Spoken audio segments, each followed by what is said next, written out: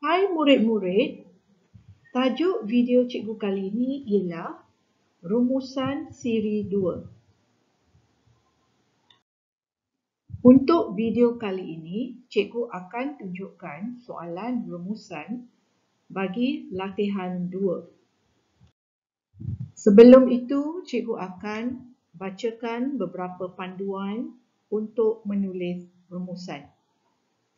Yang pertama, baca dan fahamkan bahan 1 dan bahan 2 yang diberi. Nombor 2, kenal pasti tema dan kata kunci daripada kedua-dua bahan tersebut untuk mendapatkan fokus 1 dan fokus 2. Yang ketiga, tulis bahagian pendahuluan dengan cara yang betul, iaitu dengan memasukkan kata kunci iaitu fokus 1 dan fokus 2.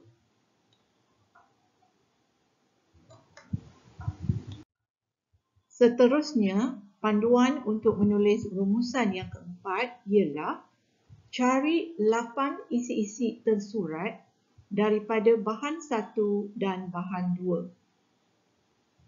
Yang kelima, cara menulis bahagian kesimpulan. Ayat kesimpulan mesti terdiri daripada ayat cadangan dan ayat harapan. Pembahagian markah untuk bahagian pendahuluan, peruntukan markah 2, isi-isi tersurat ada 8 isi, 1 isi 2 markah, jadi jumlah markah untuk isi ialah 16. Kesimpulan 2 markah, jadi markah untuk keseluruhan isi ialah 20 markah. Markah untuk bahasa pula ialah 10 markah, jadi jumlah keseluruhan bahagian rumusan ialah 30 markah. Pembahagian markah bahasa mengikut kriteria. Kriteria cemerlang, markah yang diperuntukkan ialah 8 hingga 10 markah. Kriteria baik, 5 hingga 7 markah. Sederhana, 3 hingga 4 markah. Lemah, 1 hingga 2 markah. Baiklah, cikgu akan tunjukkan satu contoh soalan rumusan untuk latihan 2. Okey, contohnya menjalankan kempen kibarkan jalur gemilang. Itu nombor 1. Usaha yang pertama. Usaha yang kedua, mengadakan program bercorak kenegaraan. Ya, itu adalah usaha yang kedua. Okey, dalam petikan yang seterusnya, bahan pertama, masih dalam bahan pertama. Okey, cikgu dah highlight dengan warna biru. Ini semua adalah kata kunci iaitu fokus yang kedua pula. Fokus yang kedua ialah tentang tanggungjawab generasi muda. Okey, yang pertama, tanggungjawab generasi muda yang pertama ialah membina kejayaan negara, iaitu sanggup bekerja keras untuk negara. Okey, yang kedua, tanggungjawab generasi muda yang kedua mementingkan kecemerlangan dalam pendidikan.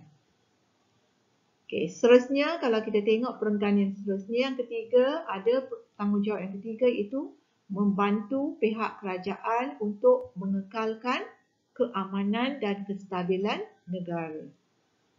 Okey, kita terus cari lagi tanggungjawab generasi muda yang keempat iaitu memastikan Malaysia akan terus berpegang pada konsep keadilan dan kesaksamaan.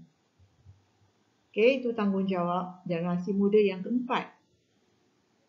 Okey, dan seterusnya yang kelima, mengisi perjuangan kemerdekaan. Okey, mengisi perjuangan kemerdekaan.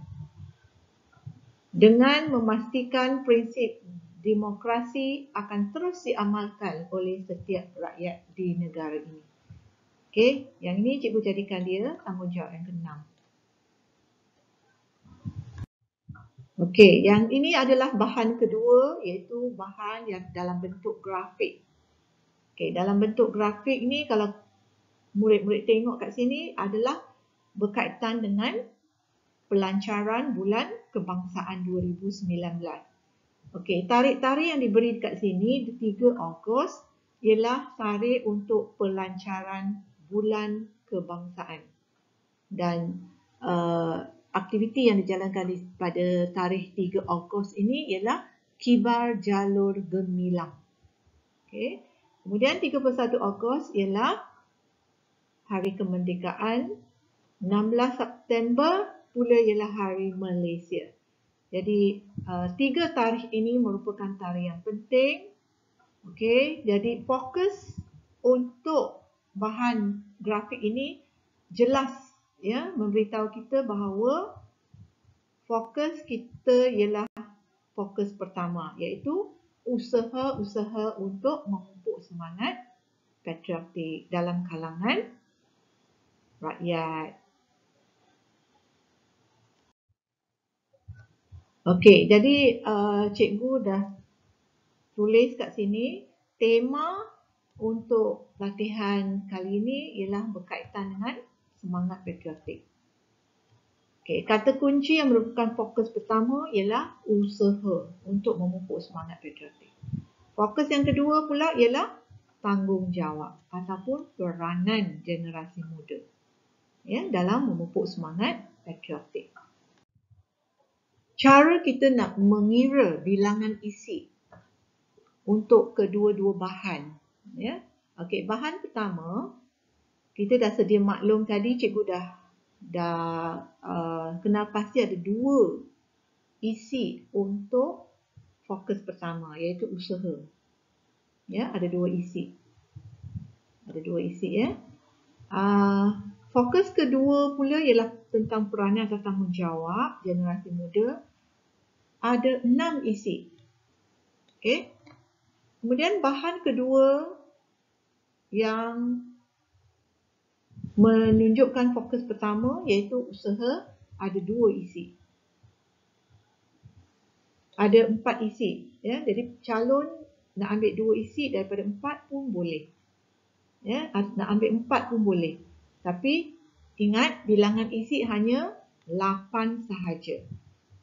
Jadi bilangan isi yang boleh diterima daripada 2, pelajar boleh ambil 2, boleh ambil 1 saja. Okey. Ataupun fokus pertama daripada bahan 2 tadi ada 2, boleh ambil 1 saja. Fokus kedua peranan tanggungjawab tadi ada 6, calon boleh ambil 5. Asal fokus pertama, fokus kedua jumlahnya mesti 8. Usaha memupuk semangat patriotik, tadi cikgu dah sebut ada 2. Okey, cikgu dah bacakan tadi kan. Ini adalah isi-isi ni lah. Ya, isi untuk fokus pertama. Usaha memupuk semangat patriotik ada 2. Dalam bahan 1 ada 2 isi. Okey, dalam bahan kedua tadi, bahan grafik, ada 4 isi untuk fokus 1, iaitu usaha untuk memupuk semangat patriotik. Okey, ini pula adalah 6 isi untuk fokus kedua daripada bahan pertama, iaitu peranan ataupun tanggungjawab generasi muda. Ada 1, 2, 3, 4, 5 dan 6 kesemuanya. Cadangan jawapan. Okey, di sini cikgu tunjukkan 3 perenggan. Ya, jawapannya, okey, perenggan pertama merupakan pendahuluan. Perenggan yang kedua merupakan isi. Dan perenggan yang ketiga ialah kesimpulan. Ya, cara nak menulis bahagian pendahuluan, rumusan membincangkan. Fokus pertama tadi ialah usaha untuk memupuk semangat patriotik. Dan fokus kita yang kedua tadi ialah tanggungjawab generasi muda. Okey, itu pendahuluan. Okey, untuk bahagian isi, kita mula dengan antara usaha untuk meningkatkan semangat patriotik dalam kalangan rakyat ialah masukkan isi usaha yang pertama dan usaha yang kedua. Seterusnya, masukkan isi usaha yang ketiga dan keempat. Selain itu, usaha lain 5 dan 6. Usaha yang ke-5 dan ke-6. Okey, jadi nampaknya usaha 1 hingga 6 adalah fokus pertama. Okey, seterusnya, ayat seterusnya, peranan generasi muda ialah masukkan peranan ataupun tanggungjawab generasi muda yang pertama dan peranan yang kedua. Jadi, ayat peranan generasi muda ini adalah fokus yang kedua. Okey, bahagian kesimpulan mesti ada ayat cadangan. Okey, ayat cadangan kesimpulannya semua pihak haruslah. Kalau cadangan mesti ada istilah mestilah, haruslah. Ya, perlulah bekerjasama dan memainkan peranan masing-masing. Agar ayat harapan, ya, kita guna agar supaya pun boleh, supaya agar semangat patriotik dapat dipupuk dan disuburkan dalam kalangan masyarakat. Sampai sini sahaja video cikgu kali ini. Ya, jika murid-murid dapati video ini memberi manfaat, sila like, share, komen dan subscribe. Terima kasih.